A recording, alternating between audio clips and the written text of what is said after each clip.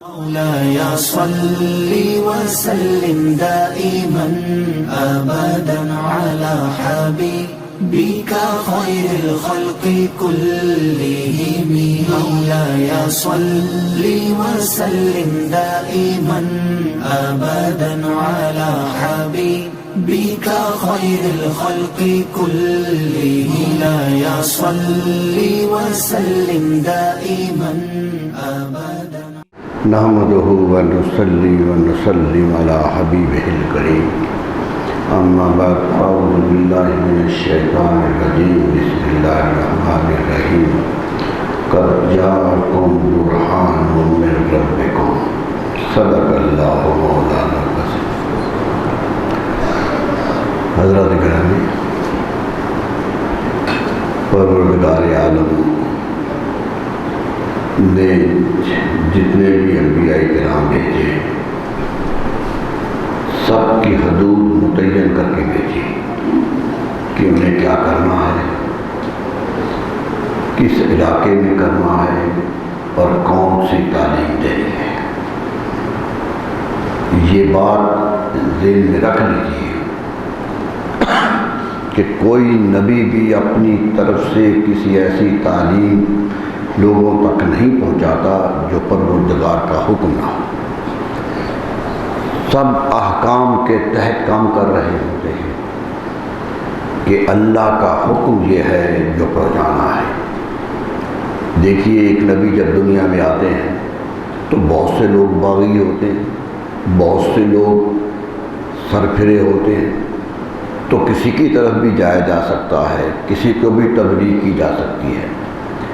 لیکن تاریخ گواہ ہے کہ انبیاء کرام ادھر ہی گئے جدھر جانے کا حکم دیا گیا تھا.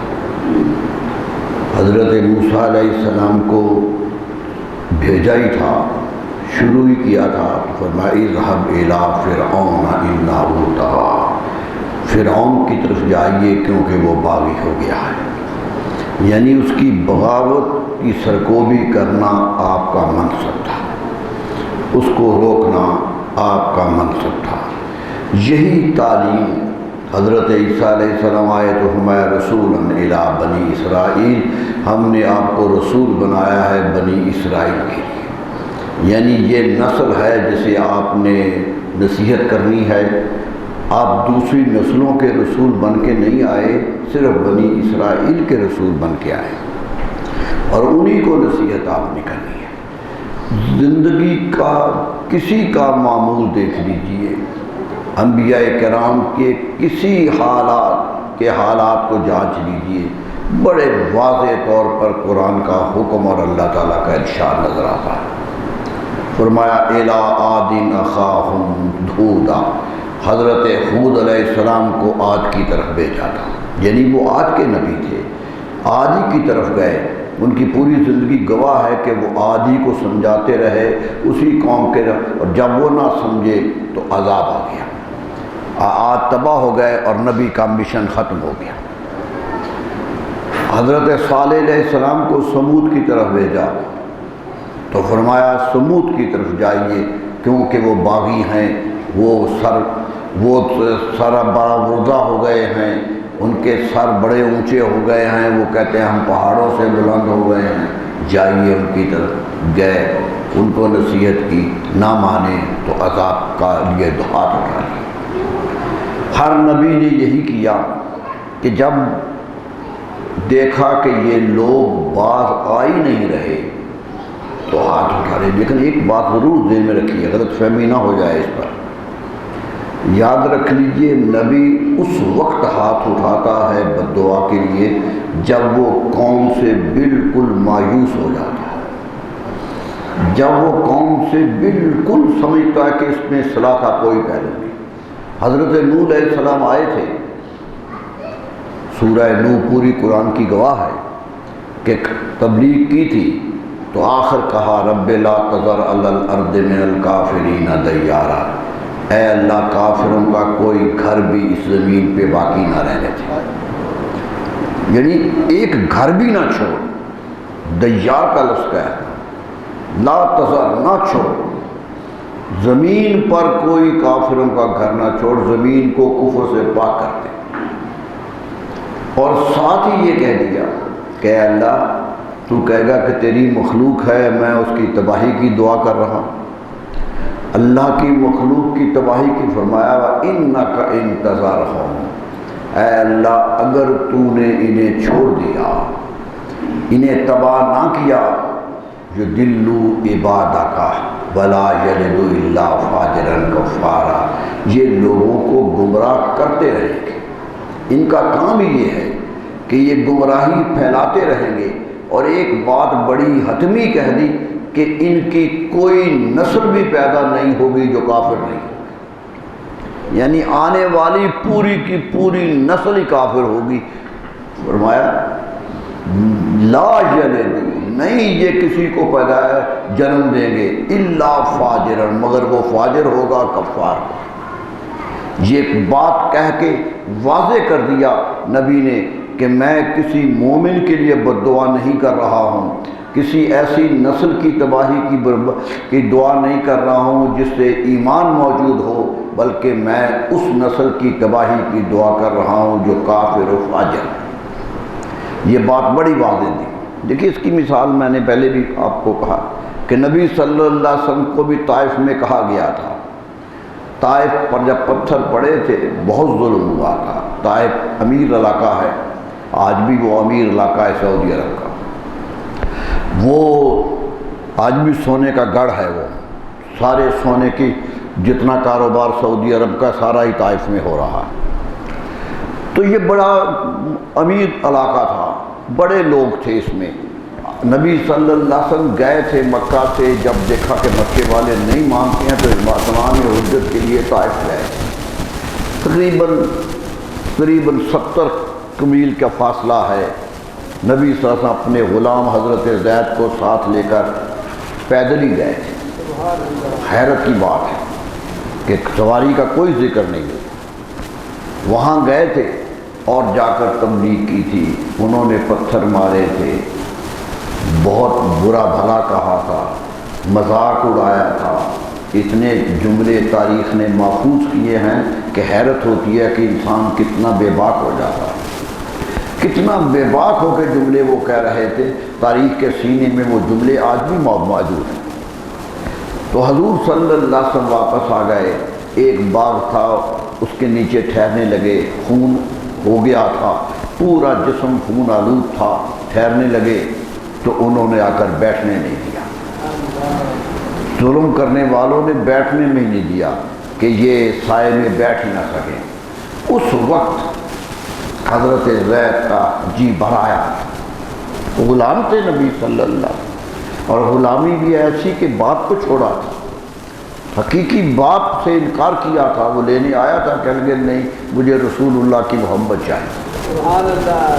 اتنا بڑا پیار کرنے والا غلام، جسے ہم کہتے تو غلام ہے، لیکن سچی بات یہ ہے کہ وہ سب کے سردار ہیں، سب کے بڑے ہیں۔ ان کے صاحبزادے حضرت اسامہ کو رسول اللہ صلی اللہ علیہ وسلم نماز پڑھتے ہوئے گود میں اٹھائے ہوتے تھے۔ حدیث میں آتا ہے کہ نماز پڑھ رہے تھے، ایک ہاتھ میں اسامہ بن زید کو اٹھایا ہوا تھا اور دوسرے ہاتھ میں امام حسن کو اٹھایا ہوا تھا۔ نعرہ تکبیر، نعرہ رسالت۔ اس سے اندازہ کیجئے کتنا پیار، کتنی محبت تھی حضرت زید، اور شادی بھی ان سے کی تھی جنہیں اپنی محبت کی اماجگاہ سمجھتے تھے۔ ام ایمن سے شادی کی تھی۔ ام ایمن وہ ہیں جو رسول اللہ صلی اللہ علیہ وسلم کو لے کے آئی تھی، یہ وہ خاتون ہیں، اور انہی کے بیٹے اسامہ ہیں۔ تو میں کہہ رہا تھا کہ حضرت زید گھبرا گئے، پریشان ہو گئے، کہیں گے یا رسول اللہ آپ تو اللہ کے رسول ہیں، اللہ تعالیٰ آپ جو بھی عرض کرتے ہیں مانتا ہے، بد دعا کیجئے یہ پہاڑ ٹوٹ پڑے۔ یہ سارے کے سارے پہاڑوں کا علاقہ ہے، طائف پہاڑی علاقہ تھا، تو یہ تباہ ہو جائیں، دعا کیجئے۔ آپ نے فرمایا نہیں، میں دعا نہیں کرتا، میں رحمت عالمین بن کے آیا اور فرمایا اللہم اہد قومی فإنہم لا یعلمون، اے اللہ اس قوم کو ہدایت دے دے، یہ میری قدر نہیں جانتے، یہ میری عظمت کو جانتے نہیں ہیں، اس لیے ایسا سلوک کر۔ اس وقت نبی صلی اللہ علیہ وسلم نے ایک جملہ کہا، حضرت زید سے کہا تھا کہ زید تو کہہ رہا ہے کہ بد دعا کریں یہ تباہ ہو جائیں، یاد رکھو میں ان پتھر مارنے والوں کی نسل سے ایمان دیکھ رہا ہوں۔ فرمایا میں ایمان دیکھ رہا ہوں، میں ان کو مار کر آنے والے ایمانداروں کو نہیں مارنا چاہتا۔ معلوم ہوا حضرت موسیٰ حضرت نوح علیہ السلام کہہ رہے تھے کہ پیدا بھی ہوگا تو کافر ہوگا، رسول اللہ صلی اللہ علیہ وسلم کہتے ہیں میں ایمان دیکھ رہا ہوں۔ معلوم ہوا نبی نسلوں کو دیکھ کر ہاتھ اٹھاتے ہیں، ویسے نہیں اٹھاتے، دیکھ کر ہاتھ اٹھاتے ہیں کہ کوئی ایسا ایمان کا جرثومہ بھی، کوئی چھوٹا سا چھوٹا ذرہ بھی ایمان کا تباہ نہ ہوتا۔ یہ نبی کا منصب ہوگا۔ تو میرے دوستو ہر ایک نے دعا کی اور آخر تباہی۔ حضور صلی اللہ علیہ وسلم فرماتے تھے ہر نبی تبلیغ کرتا رہا اپنی امت کو، جب گیا تو اپنی امت کو پہلے اللہ کے حوالے کر گیا۔ امت ختم ہو گئی تو گیا، امت تباہ ہو گئی تو دنیا سے گئے۔ فرمایا میں اپنی امت چھوڑ کے جا رہا ہوں، میں اپنی امت قیامت تک کے لیے چھوڑ کے جا رہا ہوں، اس لیے میں بد دعا نہیں کر رہا، میں ایسی دعائیں نہیں کر رہا۔ تو کہنا مجھے یہ ہے کہ ہر نبی کسی خاص قوم کے لیے آیا، اس قوم نے نہیں مانا تو تباہی کرتی۔ نبی صلی اللہ علیہ وسلم پوری کائنات کے لیے آئے تھے، وہ ایک کے لیے نہیں آئے تھے، وہ صرف عرب کے نبی نہیں تھے، وہ صرف مکے کے نبی نہیں تھے کہ مکے والوں کو تبلیغ کرنی ہے، وہ تو باہر نکل رہے تھے، وہ تو دنیا تک جا رہے تھے، وہ تو بر صغیر کا ذکر کر رہے تھے۔ حدیث میں آتا ہے نبی صلی اللہ علیہ وسلم مسجد نبوی میں بیٹھے تھے کہ دو جوان مسجد نبوی میں داخل ہوئے، دو جوان دروازے سے اندر داخل ہوئے تو آپ نے دیکھا تو مسکرائے، فرمایا کأنہم من رجال الہند، یہ تو مجھے ہندوستان کے آدمی لگتے ہیں۔ فرمایا یہ تو ہندوستان سے آئے لگتے، دور سے دیکھ کے کہہ دیا رجال ہند ہیں۔ پڑھیے سید سلمان ندوی کی عرب و ہند کے تعلقات، پوری رسول اللہ کے حدیثیں اس نے اکٹھی کی ہیں جو ہندوستان کے بارے میں کہی ہے۔ فرمایا اتنا بھی کہا کہ یاد رکھو، ایک دن صحابہ بیٹھے تھے، بڑی پریشانی کا عالم تھا، فرمایا گھبراؤ نہیں، اسلام پھیلے گا، اسلام آگے جائے گا۔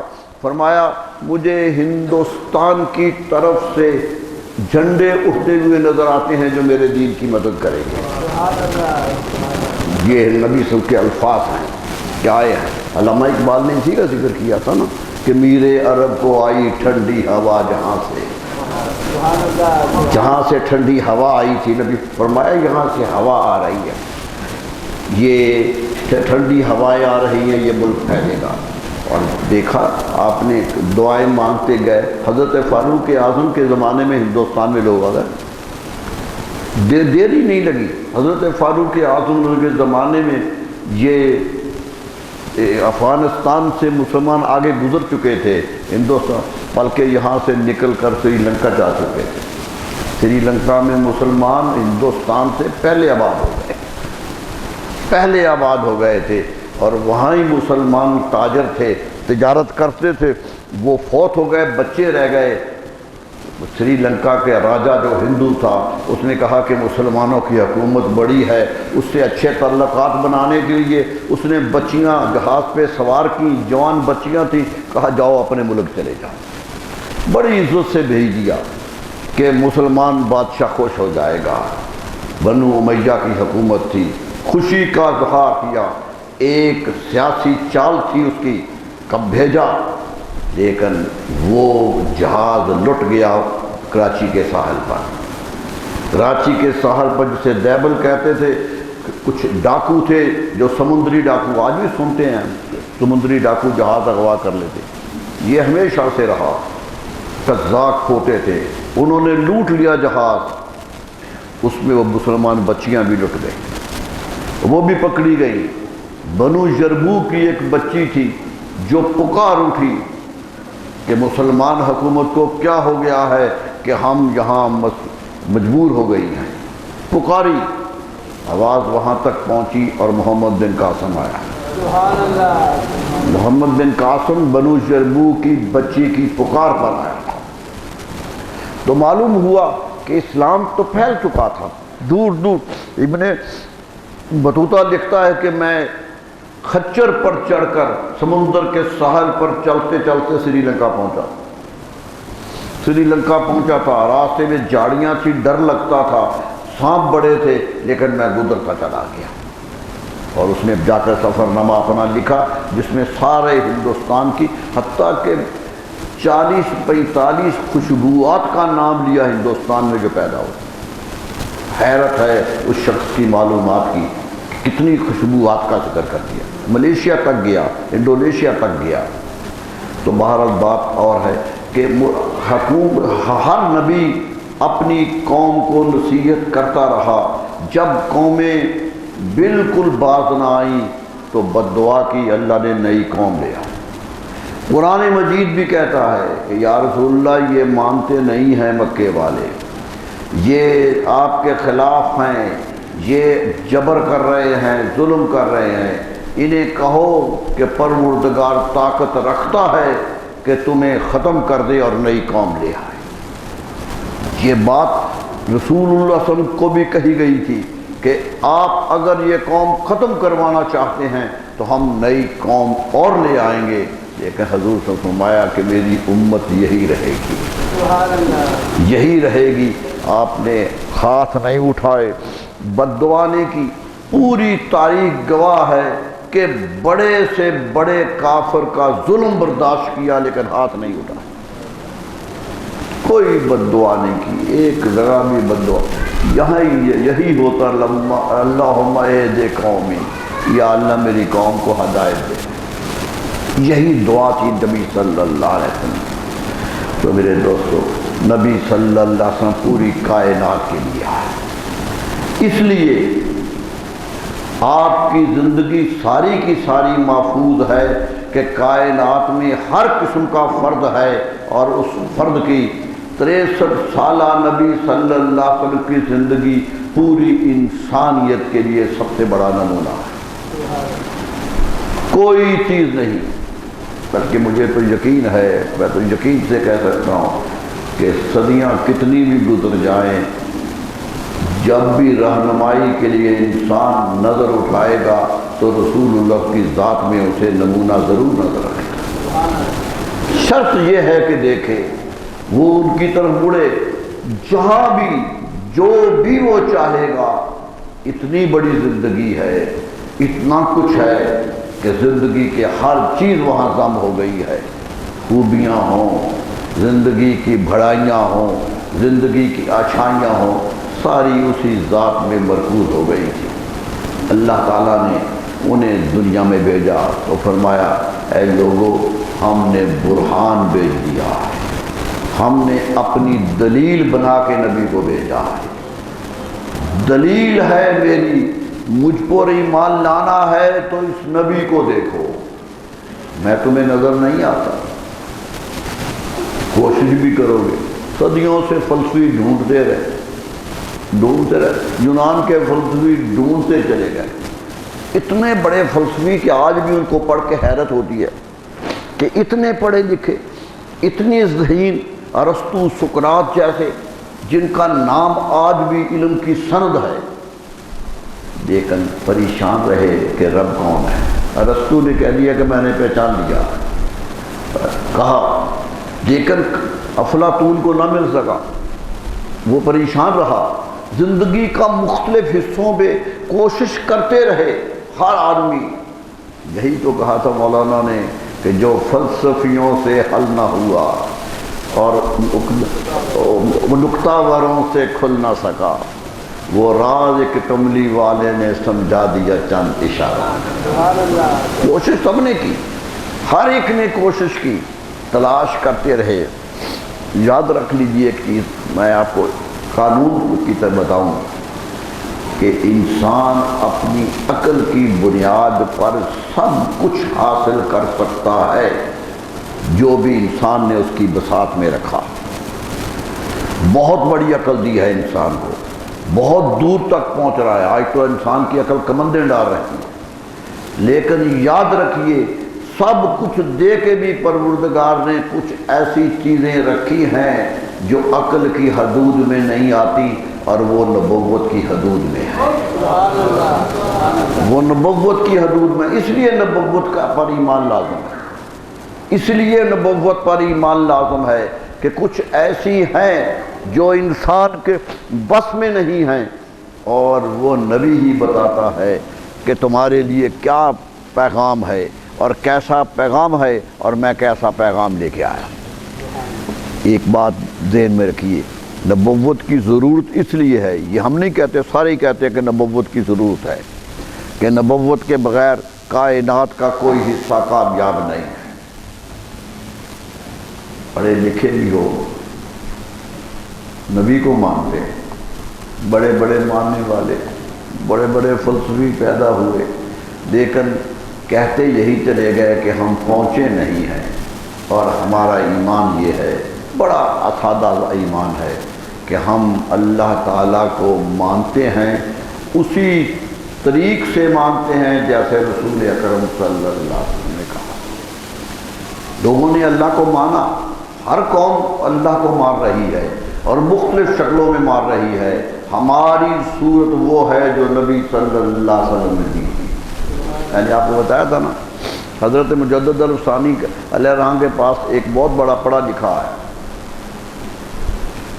علم پر ناز ہوتا ہے، علم غرور بھی پیدا کرتا ہے، یقیناً علم جب غرور پیدا کرتا ہے تو بہکاتا بھی ہے۔ علم وہی کامیاب ہوتا ہے جس میں عجز اور انکساری پیدا، علم بات وہی بناتا ہے۔ تو آیا کہنے لگا مجھے ثابت کیجئے کہ اللہ تعالیٰ کو آپ جانتے ہیں اور اللہ ہے۔ آپ نے کہا میں تو ثابت نہیں کر سکتا۔ اتنا بڑا مجدد کہتا میں تو نہیں ثابت کر سکتا۔ انہوں نے کہا اگر ثابت نہیں کر سکتے تو مانتے کیوں؟ اگر ثابت ہی نہیں کر سکتے تو مانتے کیوں؟ کہتے تمہیں غلط فہمی ہو ہے کہ میں ایسے مانتا ہوں۔ کہا کیسے مانتے ہو؟ فرمایا من رب محمد میدانم، میں تو رسول اللہ کے رب کو جانتا ہوں، میں تو رسول اللہ نے جو کہا یہ رب ہے میں نے مان لیا، نہ میں نے دیکھا ہے نہ میں نے محسوس کیا ہے، وہ کائنات میں کہاں ہے مجھے تو یہ بھی خبر نہیں، میں تو یہی مانتا ہوں۔ وہ کہتے ہیں شاہ رخ کے بھی قریب ہے، میں مانتا ہوں شاہ رخ کے قریب، میرا تو ایمان رسول اللہ کے حکم پر ہے، عقل کی بنیاد پر نہیں ہے، اور جب بھی عقل کی بنیاد پہ فیصلے کیے تو راستے میں بہتے رہے لوگ۔ علامہ اقبال نے ایک بہت خوبصورت بات کہی تھی، دیکھیے دو لوگوں کا نام دیا، ایک ابو علی سینا علیہ الرحمہ کا نام دیا اقبال نے۔ ابو علی سینا وہ عالم ہے جن پر فخر ہے عالم اسلام، ان کی کتاب القانون ہے، القانون کی طرح جسے انگریزی میں کینن کہتے ہیں۔ یہ کتاب یورپ میں 500 سال تک یوں پڑھائی جاتی رہی ہے جیسے بائبل پڑھائی جاتی تھی، وہ کتاب مقدس کی طرح پڑھتے تھے کتاب کو۔ یہ گب لکھتا ہے ریمینڈ اے میڈیکل بائبل، یہ میڈیکل کی بائبل بن کے رہی ہے۔ اتنا بڑا عالم آج بھی یورپ اپنے علم کی بنیاد ابن سینا پہ رکھتا، بہت بڑا عالم، علم کی انتہا۔ ایک یہ اور ایک مولانا روم جو درویش ہیں، درویش ہے مصروی، مولانا جامی نے تو حادی کر دی تھی کہہ رہی کہ ہست قرآن از زبان پہلوی، کہنے لگے مجھے تو یہ پہلوی زبان میں قرآن نظر آتا، یہ اتنی عجیب بات کہہ گئے کہ مثنوی و مولوی و مانوی، یہ دماغ ان کی مثنوی ہے۔ آج بھی یورپ میں سب سے زیادہ پڑھی جانے والی کتاب مثنوی ہے۔ انگریزی ترجمے ہوئے، فرانسیسی ترجمے ہوئے، جرمن ترجمے ہوئے، اٹالین ترجمے ہوئے، ہر زبان میں ترجمہ پڑھی جا رہی ہے۔ اقبال دونوں کو جانتا ہے۔ ابو علی سینا علم کی انتہا پہ کھڑا ہے، مولانا روم درویشی کی انتہا پہ کھڑے ہیں۔ عالم تھے، بہت بڑے عالم تھے، نکل گئے، مدرسہ چھوڑ کے درویش ہو گئے۔ اقبال نے ایک بات کہی، عرب کا قانون یہ ہے، عربوں کے ہاں سفر ہوتا تھا اونٹنیوں کا، اور اونٹنی پہ کجاوا ڈالتے تھے، کجاوا کے درمیان رہبر بیٹھتا تھا جو اونٹنی چلاتا تھا، اور دونوں طرف پہ دو آدمی ہوتے تھے جو اکثر عورتیں ہوتی تھیں اور ان کو لے کے چلتے تھے۔ اور عربوں کی شاعری ساری ان دو کے گرد گھومتی ہے، جتنی جاہلی دور کی شاعری ہے کہ وہ کہتے ہیں میری محبوبہ بیٹھ گئی ہے اور چلی گئی ہے، جانے کا ذکر کرتے ہیں۔ زہیر ہو، امرؤ القیس ہو، بڑے سے بڑا شاعر ہو، وہ ذکر یہی کرتا ہے کہ محبوبہ اونٹنی پہ بیٹھ کے چلی گئی ہے، ہودج میں بیٹھ کے چلی گئی ہے، میں اس کے پیچھے بھاگ رہا ہوں۔ زہیر تو کہتا ہے میں اسے قدموں کے پیچھے بھاگ رہا ہوں۔ یہی کیفیت ہر شاعر کی رہی۔ اقبال نے اسی تلمیح کو استعمال کیا، فرمایا سمجھ لو کہ کائنات کا حسن تمام جو ہے وہ ہودج میں ہے اور وہ جا رہا ہے۔ ابو علی سینا بھی تلاش میں ہیں اور مولانا روم بھی تلاش میں ہیں، دونوں تلاش میں ہیں۔ فرق کیا ہے؟ ابو علی اندر غبار ناکا گم، فرمایا ابو علی وہ جو اونٹنی جا رہی ہے اس کے پاؤں سے جو دھوڑ اڑ رہی ہے، جو غبار اڑ رہا ہے، اس غبار میں پھنسا ہوا ہے، ابھی اسے اونٹنی کے پاؤں بھی نظر نہیں آ رہے۔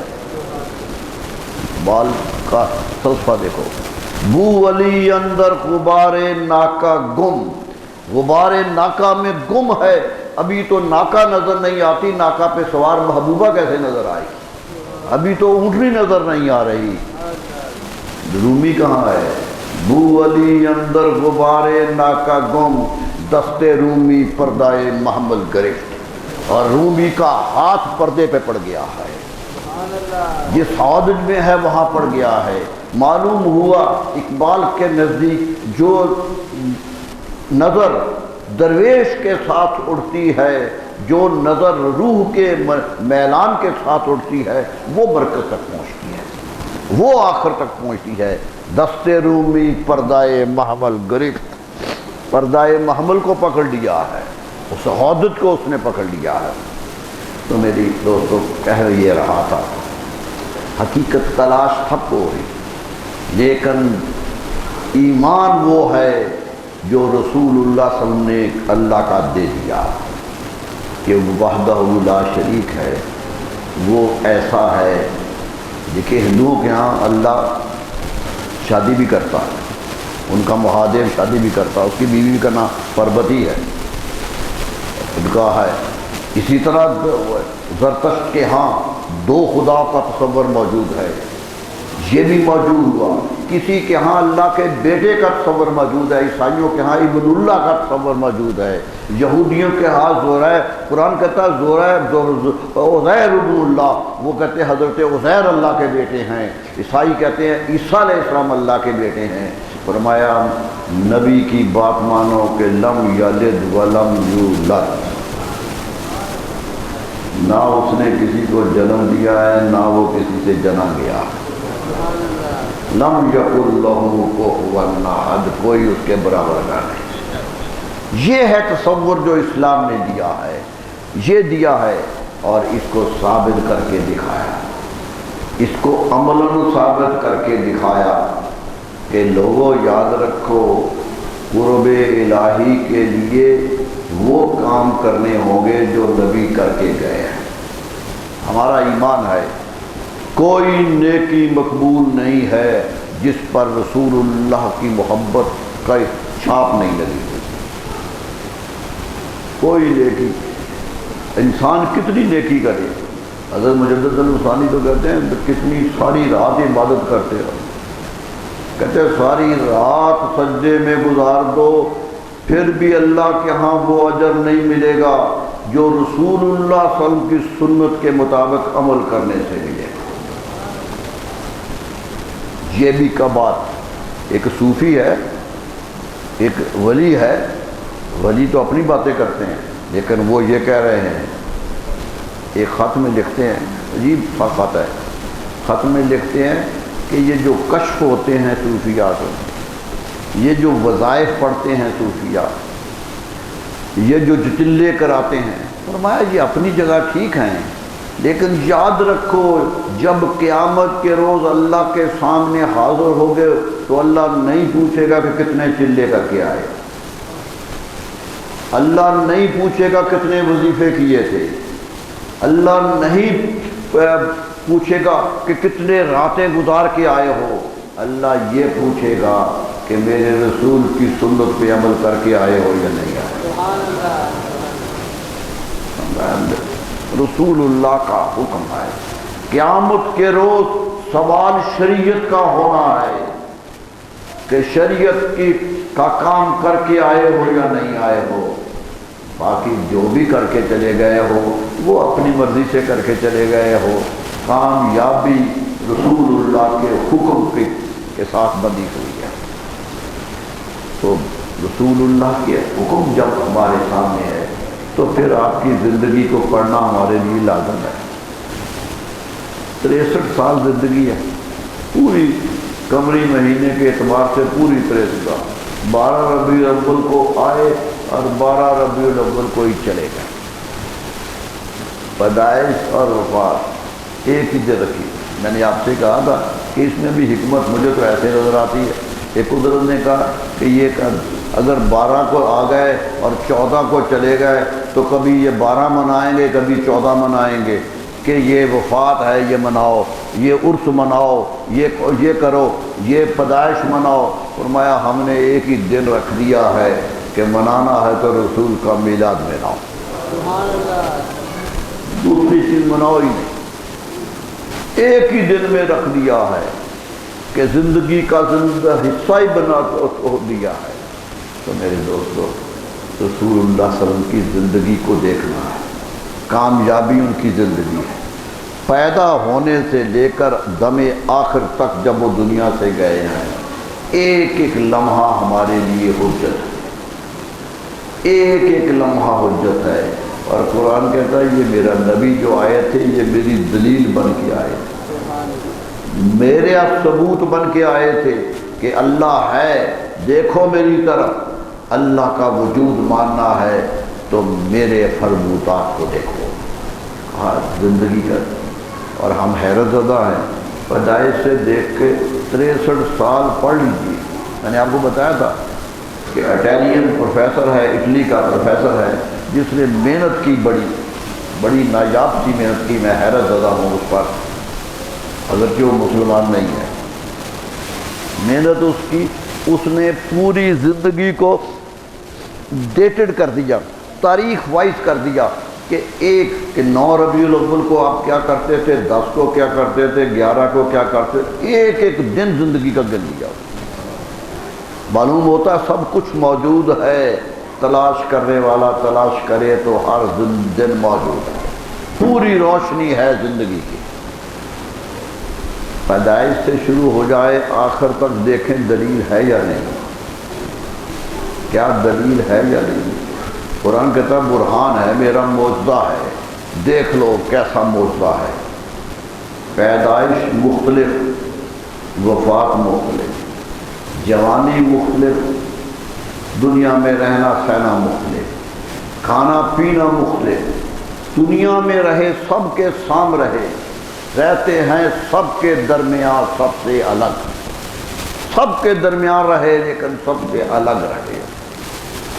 ایک وجود ہے جس پر خاص رحمت ہے اللہ تبارک و تعالیٰ کی، جو نمونہ ہے. بچے تو پیدا سارے گھروں میں ہوتے ہیں، کوئی بیمار پیدا ہو گیا، کوئی تندرست پیدا ہو گیا، کوئی ایسے دن آ گیا، کوئی کیسے؟ کبھی آپ کی پیدائش دیکھی ہے؟ کسی بچے کی پیدائش ایسے ہوئی ہے؟ سوچ لیجیے، جس طرح آپ دنیا میں آئے، باپ نہیں ہے، ماں بیوہ ہے، لیکن پورے مکے کی نظر ان پہ لگی ہوئی، پورے مکے کی نظر ان پہ لگی ہوئی اور دیکھ رہی ہے۔ حضرت آمنہ رضی اللہ عنہ، میرے دوستوں، ماں بھی اللہ نے کیا دی تھی کہ زندگی کی ساری مائیں ان پہ قربان ہو سکتی۔ فرماتی جب رسول اللہ صلی اللہ علیہ وسلم پیدا ہوئے تو میں نے شام کے محلات دیکھے، شام کے محلات دیکھے، کتنے فاصلے سے، کتنی نظر بسی۔ فرمایا مجھے کوئی درد نہیں ہوا جو عورت کو بچہ پیدا کرتے ہوتا، مجھے کہا نہیں ہوا، تو معلوم ہوا کہ مختلف وجود آ رہا ہے، ایک ایسا وجود آ رہا ہے جس پر اللہ کی خاص کرم ہے۔ فرمایا ایسا آیا اور دادا موجود ہے، دادا محسوس کر رہا ہے کہ ایک وجود آ رہا ہے۔ اللہ اللہ، میں تو حیرت زدہ ہوں کہ حضرت عبد المطلب کو اللہ نے کتنی بصیرت دے دی، کتنی بصیرت دے دی کہ فجر ادھر رسول اللہ سب دنیا میں تشریف لا رہے ہیں اور وہ کعبے میں حتیم پہ کھڑے دعائیں مانگ رہے ہیں، وہ حتیم پہ کھڑے دعائیں مانگ رہے ہیں کہ یا اللہ جو وعدہ کیا تھا پورا کر دے۔ یہ معلوم ہوتا ہے انہیں بھی کوئی وعدہ یاد تھا، کہا جو وعدہ ہے، یہ جملہ ہے آپ کا کہ پورا کر دے۔ ابھی دعائی مانگ رہے تھے کہ گھر سے خبر آئی کہ بیٹا پیدا ہو گیا۔ اچانک صبح کی پہلی کرن ہنستی ہوئی آئی، صبح کی کرن آئی، ابھی دن نہیں چڑھا تھا، سحری کا وقت تھا۔ اچانک صبح کی پہلی کرن ہنستی ہوئی آئی، مبارکباد بن کر یہ خبر دادا کو پہنچائی۔ کیا خبر تھی؟ کہ قسمت نے تیری سوکھی ہوئی ڈالی ہری کر دی۔ تو کہتا تھا بیٹا دنیا سے چلا گیا ہے، دکھ تھا۔ حضرت عبد المطلب کہتے ہیں مجھے اپنے 12 بیٹوں سے زیادہ پیار ہی اسی بیٹے سے، 12 بیٹے تھے میرے، لیکن سب سے زیادہ پیار اسی بیٹے سے تھا، اور جب وہ گئے ہیں دنیا سے تو میں اپنے آپ کو اکیلا محسوس کرنے لگ گیا تھا، ایک عجیب کیفیت ہو گئی تھی۔ فرمایا کہ قسمت نے تیری سوکھی ہوئی ڈالی ہری کر دی، تیری بیوہ بہو کی گود اپنے نور سے بھر دی۔ الفاظ ہیں الخزائن کبریٰ کے کہ خرج منی نور، حضرت آمنہ کہتی ہیں میرے وجود سے نور نکلا۔ ماں نور محسوس کر رہی ہے، شام کے محلات دیکھ رہی ہے، تکلیف کوئی نہیں ہے۔ کتنے واقعات کہ وہ جو خوراک کی نالی ہوتی جہاں بچے کو خوراک ملتی ہے، فرمایا وہ کٹی ہوئی، قدرت کہہ رہی ہے ہم نے خوراک دی اور دی۔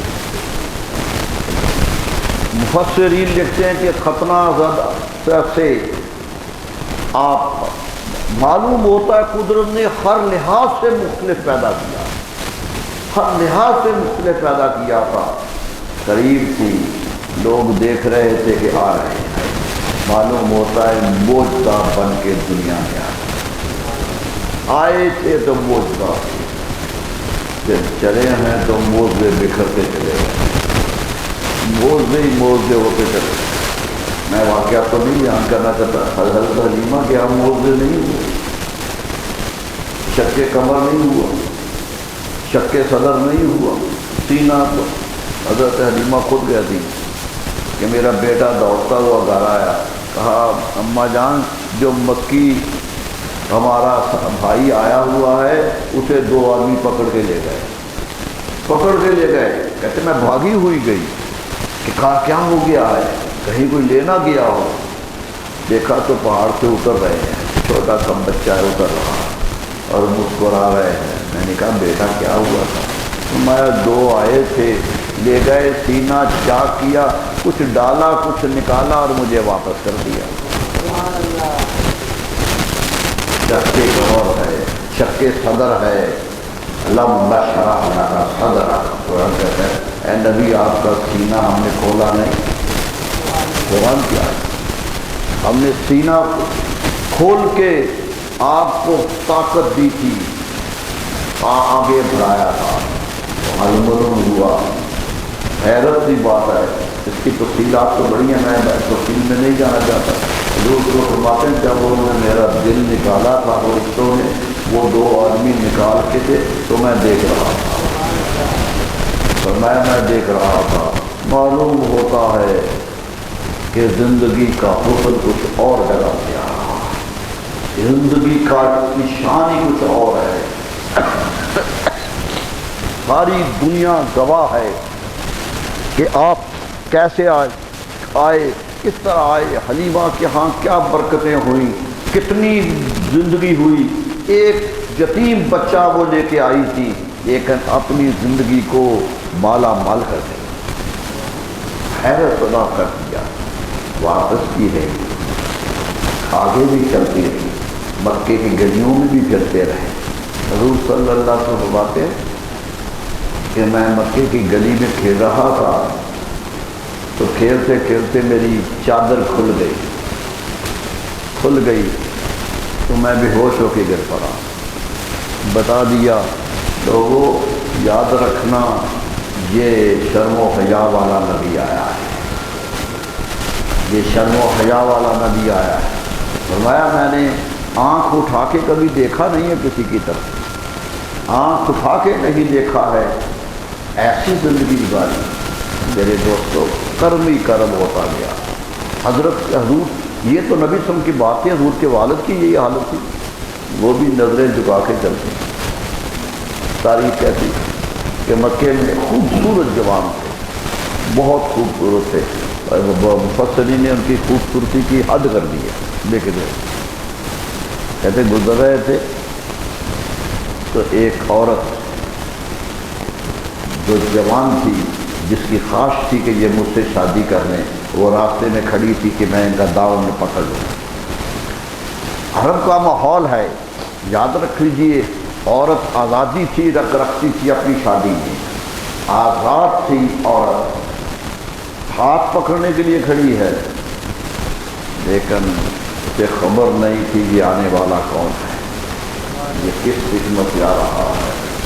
اللہ اللہ، ادھر سے آ رہا تھا ایک جوان پاک صورت بھی، جسے نظریں جھکا کر شہر میں چلنے کی عادت تھی،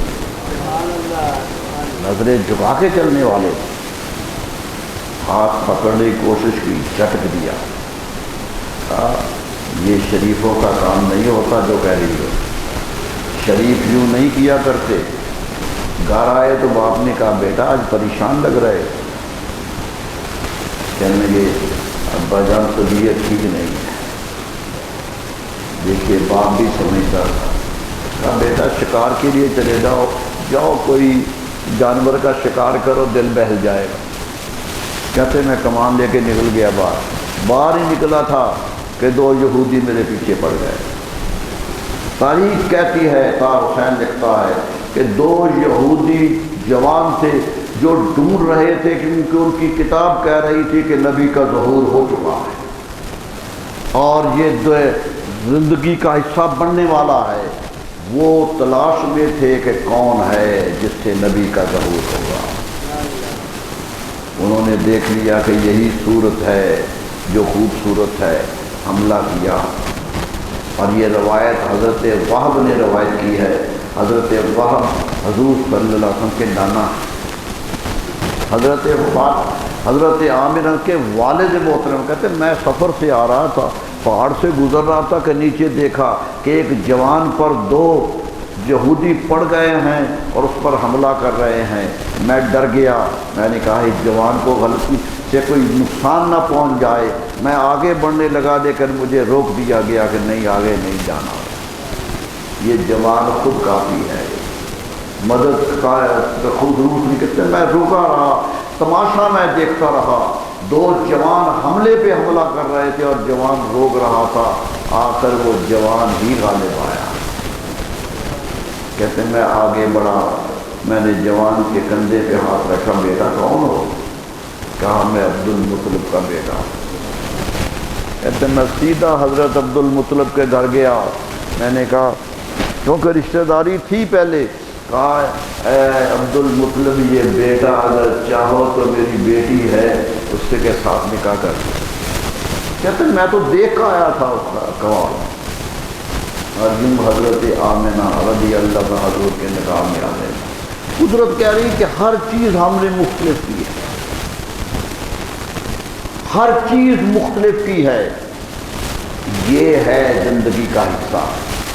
قرآن کہتا ہے برہان بن کے آئے تھے، چلے بھی تو معجزہ تھے، بیٹھے بھی تو معجزہ تھے، گفتگو بھی کی تو معجزہ تھے، ارے جہاں ہاتھ لگا دیا وہ بھی معجزہ تھے۔ حضرت عائشہ رضی اللہ عنہ میں تنور میں روٹیاں لگا رہی تھی کہ نبی صلی اللہ علیہ وسلم تشریف لے آئے، کہنے لگے عائشہ کیا کر رہی ہے؟ راضی روٹیاں لگا رہی ہیں۔ فرمایا یہ کیسے لگاتی ہیں مجھے بھی بتاؤ۔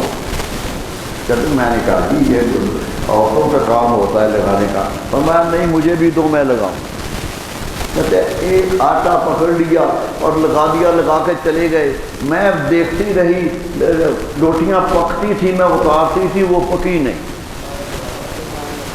میں نے جا کہا کہ یا رسول اللہ وہ کیا لگا آئے تھے، وہ تو پکتی نہیں ہے۔ مسکرا پڑے کہ عائشہ سمجھ جاؤ جہاں رحمت کا ہاتھ لگ جائے وہاں آگ اثر نہیں کرتی۔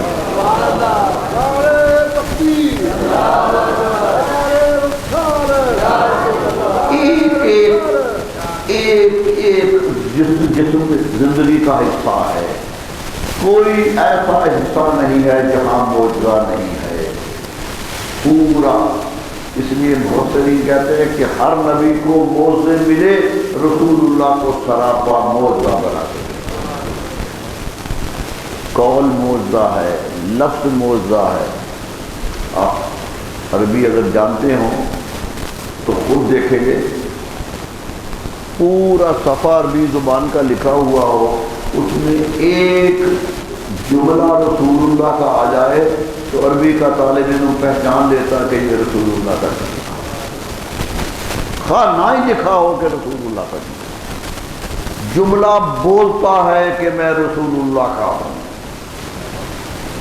جملہ بتاتا ہے، یہ کیفیت۔ ڈاکٹر طاؤ حسین لکھتا ہے کہ میں نے کوشش کی، ایک دفعہ میرے دل میں خمار آ گیا کہ میں بہت بڑی عربی جانتا ہوں، عرب کا بہت بڑا اسکالر ہے، نابینا کا 70 کتابوں کا مصنف ہے،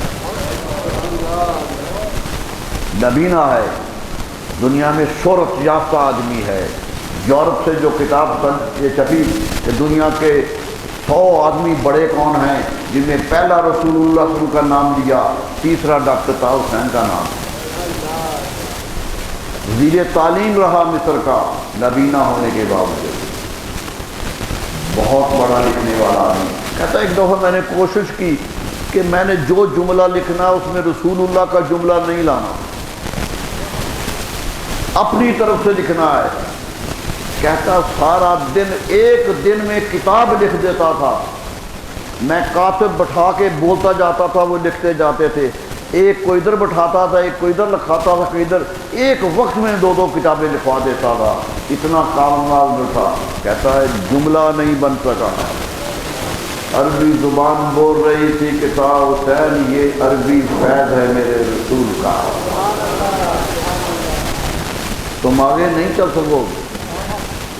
اس لیے اس نے، دیکھیے باغی تھا، بہت بڑا باغی تھا، جامعہ ازہر کا پڑھا ہوا ہے، باغی ہے، لیکن آخر پہ علی حوامش سیرہ، رسول اللہ کی سیرت پر کہتا ہے مجھے ضرورت نہیں ہے رسول اللہ کی سیرت لکھنے کی، مجھ میں ہمت نہیں ہے سیرت لکھنے کی، اس لیے کتاب کا نام علی حوامش سیرہ، سیرت کے گردا گرد، یعنی حاشیے پر ہوں، سیرت نہیں دیکھ رہا، سیرت کا گردا گرد دیکھ رہا ہوں کیونکہ جرت نہیں ہے کثیرت لکھو۔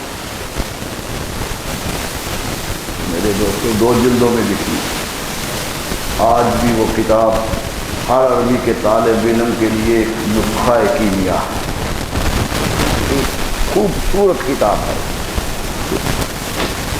کہتا ہے کہ رسول اللہ صلی اللہ علیہ وسلم پیدا تو مکے میں ہوئے تھے، لیکن ان کی پیدائش کی خبر شام والوں کو بھی تھی، روم والوں کو بھی تھی، حتیٰ کہ ان ممالک میں بھی جہاں تک عربوں کی دنیا بھی نہیں پہنچی۔ اب لوگ دیکھ رہے تھے کہ رسول اللہ صلی اللہ علیہ وسلم دنیا میں تشریف لا رہے ہیں۔ میرے دوستو ایسا معجزہ بن کے آئے کہ دنیا دیکھتی رہ گئی۔ یہ ہم تو معجزے وہ گنتے ہیں نا کہ چاند ٹکڑے کر دیا، کنکروں نے کلمہ پڑھ لیا، پانی زیادہ ہو گیا، نہیں تھا دودھ زیادہ ہو گیا، حضرت ابو ہریرہ کی حدیث جو ہے کہ نہیں تھا زیادہ ہو گیا۔ یعنی ہم تو یہ دیکھتے ہیں، لیکن تاریخ تو قدم قدم پہ لکھ رہی ہے کہ ابھی ہجرت کی رات جا رہے تھے، حضرت صدیق اکبر ساتھ تھے رضی اللہ عنہ۔ راستے میں ام مابت کے گھر ٹھہرے، ایک بدوی عورت ہے ام مابت، صحرا میں رہنے والی عورت تھی، صحرا میں جھگی ڈالی ہوئی تھی، بکریاں پالتی تھی اور زندگی کا گزارا کرتی تھی۔ جنگل میں رہنے والی عورت، صحرائی عورت ہے۔ وہاں پہنچتے ہیں، قدرت کہہ رہی تھی یہ جھگی ہے، تنکوں کی بنی ہوئی ہے، لیکن کائنات کا امام یہاں آ رہا ہے۔ رسول اللہ صلی اللہ علیہ وسلم اکبر کے ساتھ وہاں پہنچے، شوہر گھر پہ نہیں ہے، صرف عورت گھر پہ ہے۔ کہنے لگے اگر تمہیں تکلیف نہ ہو تو کچھ پینے کو دو، ہم مسافر ہیں۔ اور میرا یقین ہے کہ یہ مانگا بھی اس کی برکت کے لیے تھا، ورنہ رسول اللہ کو تو ضرورت نہیں تھی، اس کو برکتیں دینی تھی، مانگ لیا۔ کہنے لگی گھر میں کچھ نہیں ہے، کہا کوئی بکری کا دودھ ہی دے دو پی لیں۔ کہنے لگی بکریاں تو میرا شوہر چرانے کے لیے لے گیا ہے، کوئی نہیں۔ کہا یہ جو کھڑی ہے، کہا یہ تو دودھ نہیں دیتی ہے۔ فرمایا اگر اجازت ہو تو ہم لے لیں، تیری ہے۔ ہم کہتی میں حیران ہو گیا کہ یہ کون سے مہمان آ جا گئے۔ جب شوہر آیا تو اس نے جو ذکر کیا ہے وہ عربی زبان کا شاہکار ہے کہ آج میرے گھر 2 مہمان آئے۔ شوہر کو بتا رہی ہے، اس نے کہا کیسے تھے؟ کہنے لگی ناک یوں تھی، آنکھ یوں تھی، کان یوں تھے، ماتھا یوں تھا، گرنے لگ گئی۔ آج جو حلیہ رسول اللہ کا حدیث کی کتابوں میں ہے وہ سارا وہی ہے جو ام مابت نے کیا۔ حضرت ام مابت نے رسول اللہ کا حلیہ بیان کیا ہے، اور وہاں برکتیں ہی برکتیں دے کے چلے گئے۔ کہنے لگے کوئی برتن ہے تو لاؤ، دودھ بھر لو، ہم تو جا رہے ہیں۔ جہاں جہاں سے وہ گزرے، جہاں جہاں ٹھہرے، وہی مقام محبت کی جلوہ گاہ۔ ہر جگہ برکتیں دیتے چلے گئے، زندگی کا ہر حصہ خیرات کرتے چلے گئے۔ جس کو ہاتھ لگا دیا وہی، ارے وہ تو درخت کو ہاتھ لگا دے تو وہ بولنے لگتا ہے۔ اس نے حنانہ، آج بھی مسجد نبوی میں لکھا ہوا ہے کہ یہ حنانہ کا ہے، اوپر پلر بن گیا ہے، اس کے اندر دے دیا گیا ہے، وجود اندر دے دیا گیا ہے۔ اس نے ہمارا روز کہتے ہیں رسول اللہ صلی اللہ علیہ وسلم یہاں ٹیک لگا کے خطبہ جمعہ دیتے تھے، لکڑی تھی، ٹیک لگا کے خطبہ جمعہ دیتے تھے۔ حضرت سلمان فارسی رضی اللہ عنہ نے کہا حضور میں فارس کا رہنے والا ہوں، وہاں جو بڑے بڑے پادری خطبہ دیتے ہیں تو وہ ممبر بناتے ہیں، تو اگر کہیں تو میں بھی ایک ممبر بنا دوں۔ آپ نے کہا بناؤ، کیسے بناؤ؟ انہوں نے ممبر، پہلا ممبر مسجد نبی میں بنا۔ رسول اللہ صلی اللہ علیہ وسلم پہلے دن ممبر پہ بیٹھ کے خطبہ دینے لگے۔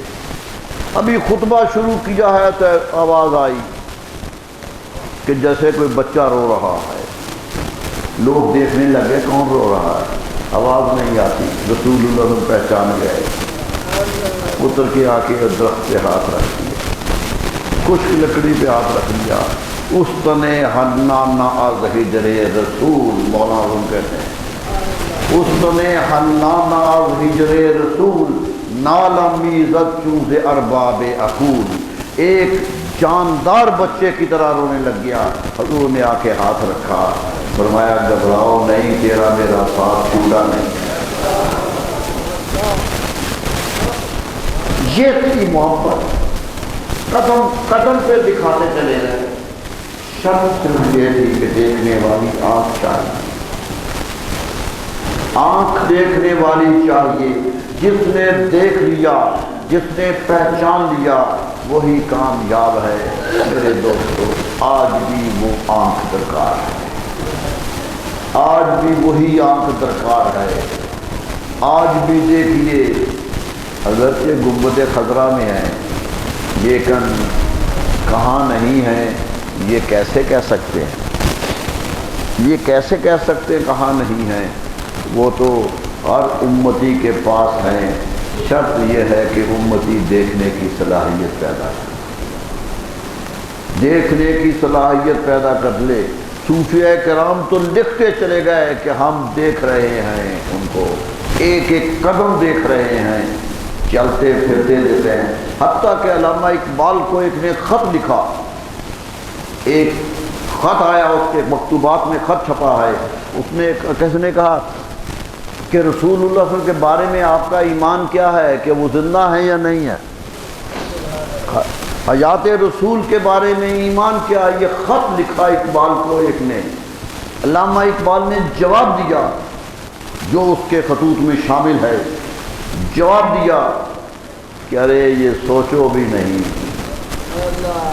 وہ آج بھی زندہ ہے، وہ آج بھی زندہ ہے۔ اور ایک جملہ عجیب لکھ گیا، کہتا وہ آج بھی زندہ ہیں، چلتے پھرتے، نظر ہو تو چلتے پھرتے اٹھتے بیٹھتے نظر آتے۔ یہ تو دیکھنے والے، ارے جس نے نہیں دیکھنا تھا وہ تو زندہ میرے سامنے بھی نہیں دیکھتا۔ کیا ابو جال نے دیکھا ہے رسول اللہ صلی اللہ علیہ وسلم؟ کس کون کہتا ہے؟